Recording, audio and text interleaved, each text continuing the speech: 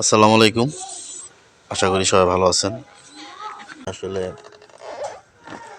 এই যে লাল একটি মোরগ দেখতে পাচ্ছেন, তো আগে একটু ভিডিও করে রাখলাম, তো আপনাদের মাঝে এটা সম্পূর্ণ ভিডিওটা দেখবেন।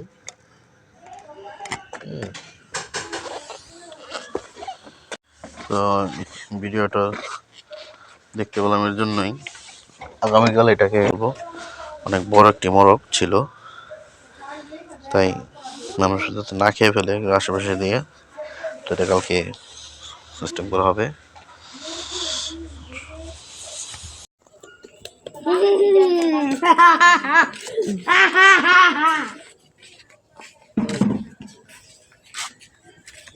Satu, boleh dah. Kesat.